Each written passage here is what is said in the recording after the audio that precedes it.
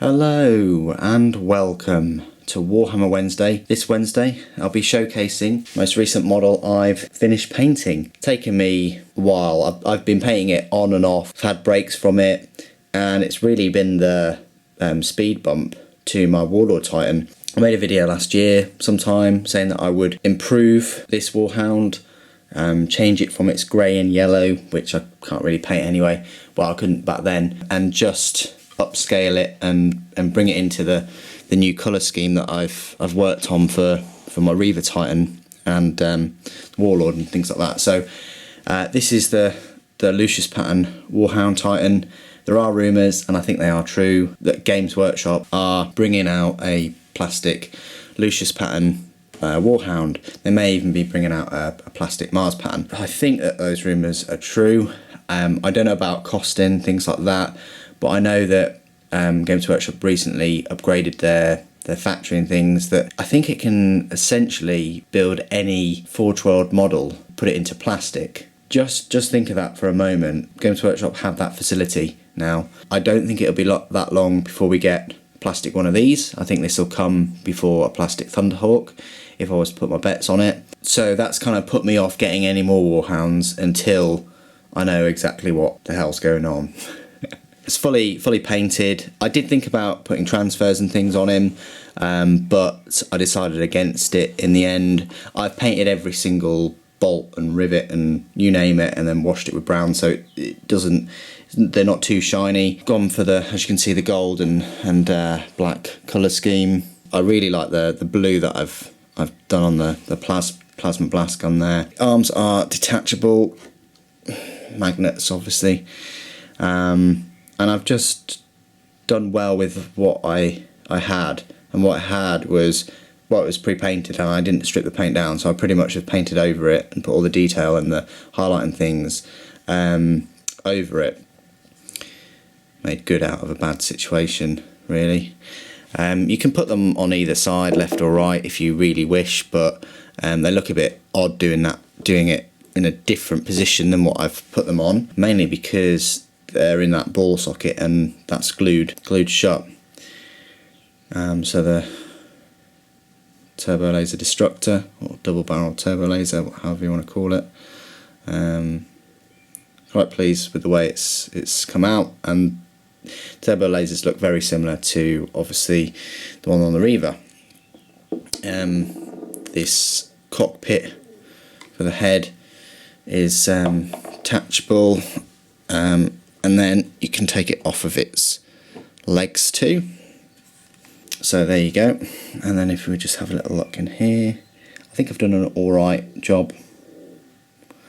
Looking at it, I wish I'd changed the colour of its boots to black or something, but instead of brown it looks a bit out of place. But as you can see, some nice nice maps, little mountains of another Titan there, and yeah, it looks pretty good. I'm happy with the way they've turned out,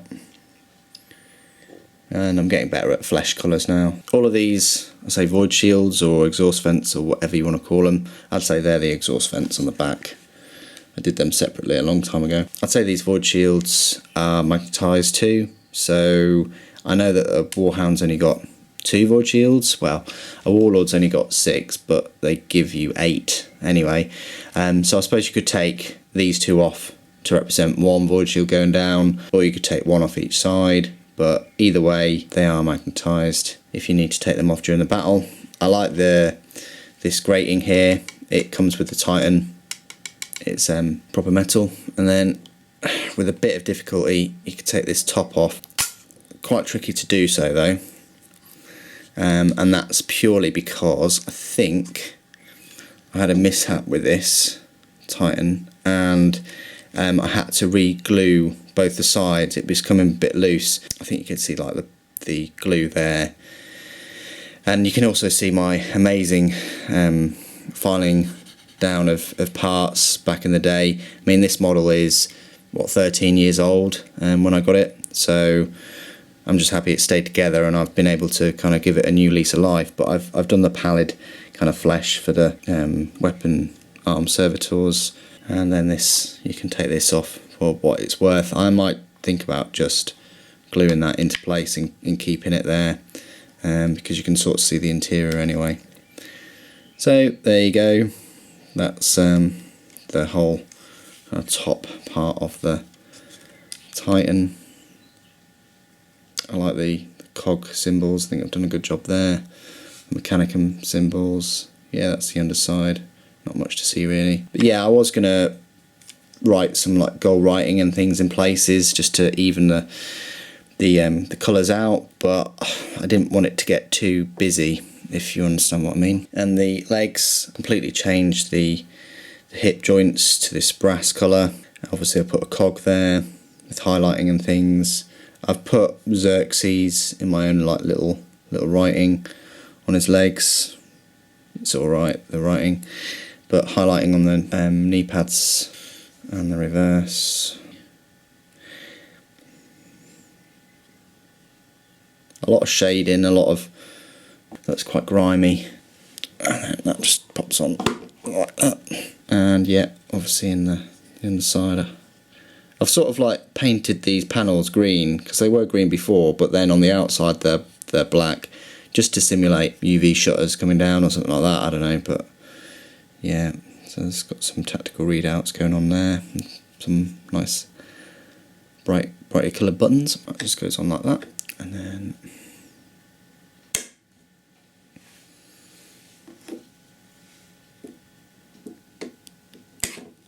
I've sort of kept the pose as well.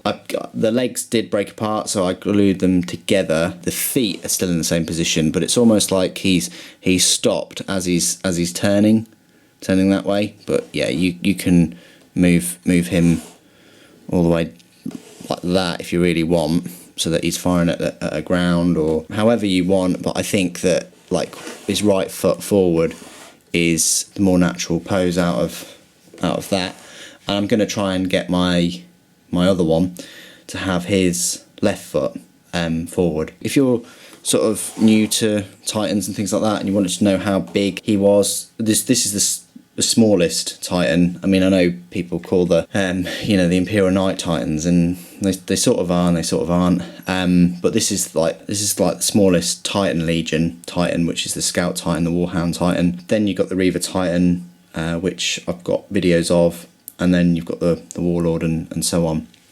But if you wanted to know how big just the smallest Titan was next to a Space Marine, there's a Space Marine. So yeah, he's quite a bit taller than just your normal kind of Space Marine. You can use these in battles. They're a bit overpowered, but there are ways of taking them down. Close combat with D weapons seems to be a nice way to go, or deep striking with melter weapons.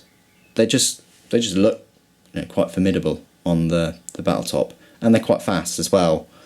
I think they can run like 2d6, which is pretty good. A good counter for this would be like obviously your Cerastus Knights, things like that, and like I said, just normal Knights getting their D chainswords in.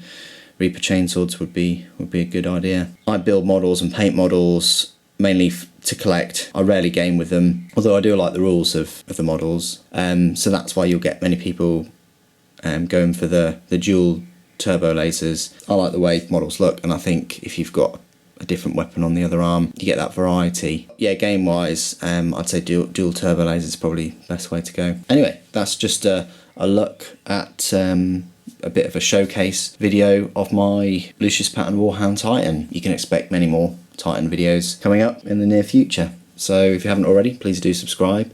Thank you for watching. The Emperor protects.